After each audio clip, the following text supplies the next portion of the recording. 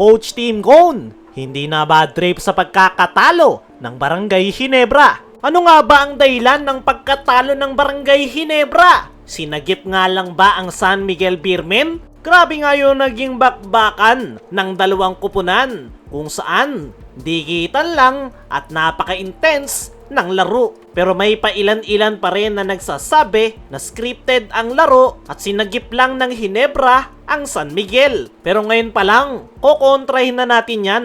Walang sagip kapamilya na nangyari. Talagang natalo lang ang Barangay Ginebra.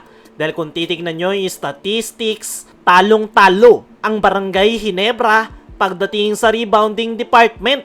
Merong 63 rebounds ang San Miguel, samantalang ang Ginebra meron lang 44 rebounds. Diyan pa lang, makikita mo na malaki yung differential ng dalawang kupunan at talagang naramdaman ng Ginebra yung pagkawala ni Japet Aguilar dahil kulang na kulang nga sila sa rebounding department. Siguro kung nakapaglaro si Japet ay baka iba yung naging resulta ng laro. Pero dahil nga raw na magayong tuhod ni Japet ay hindi na ito pinilit pa ni Coach Team Cone. Pangalawa sa naging problema ng Barangay Ginebra ay yung kanilang free throws. Ilang free throws nga yung sinablay ng Barangay Ginebra, lalong-lalo na sa crucial minute kung saan napaka-importante ng laro. 9 out of 15 nga sa free throw area ang Barangay Ginebra at 6 sa sablay nilang free throw ay sa crucial minutes. At napakalaki nga ng naging epekto niyan sa laro dahil kung naipasok lang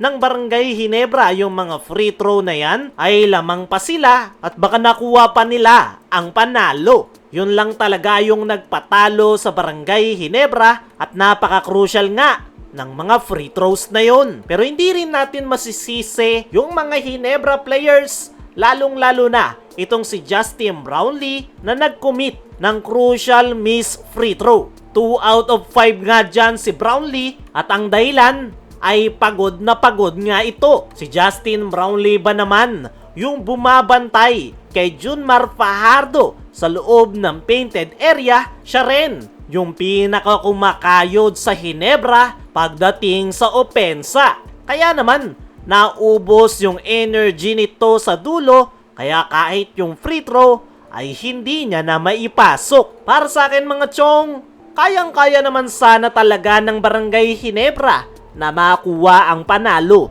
Napakaganda nga ng kanilang naging simula. Mainit yung kanilang outside shots. Talagang hindi lang nila na-sustain sa dulo dahil kulang nga sa manpower ang Barangay Ginebra pagdating sa kanilang frontcourt position. Dahil nga sa pagkawala ni Japet ay nagkaroon sila ng adjustment at isa si Brownlee sa pinaka nag-adjust dahil imbes na mag-focus lang ito pagdating sa opensa ay naoobliga pa siyang dumipensa sa loob ng painted area. Pero kahit talo ang Barangay Ginebra ay magandang sign pa rin yung kanilang ipinakitang performance kung saan nagawa nilang makasabay sa napakalaking lineup ng San Miguel Beermen kahit wala pa si Japet Aguilar. Yan nga yung bright side ng pagkakatalo ng Barangay Ginebra. Maging si Isaac Gunga ay maganda yung ipinakitang performance at kung may pagpapatuloy niya yan ay magiging maganda para sa kupunan ni Coach Team Cone. Kaya mga chong, ano ang masasabi nyo sa pagkakatalo ng Barangay Ginebra? Ano yung mga nakita nyong problema? I-comment mo lang dyan sa ibaba. Samantala, Coach Team Cone, hindi na bad trip sa pagkakatalo ng Barangay Ginebra. Kilala natin itong si Coach Team. Very competitive at palaging nababad trip every time na natatalo ang kanyang kupunan.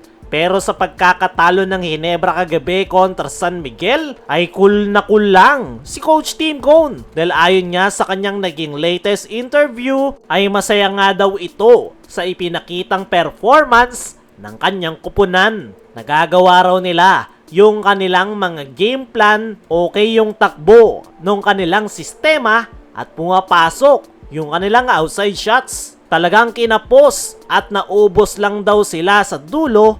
Kaya naman, masaya pa rin itong si Coach Team Cone dahil kahit talo ay mayroon siyang magandang nakita sa kanyang kupunan at kung may pagpapatuloy nga daw nila yung ganyang performance ay may chance daw sila na makakuha ng kampyonato ngayong conference. Kaya mga chong, ano ang masasabi nyo sa sinabi ni ni Coach Tim sa performance ng kanyang kupunan? Ano rin yung nakita nyong problema ng Hinebra kaya sila natalo? I-comment mo lang dyan sa ibaba.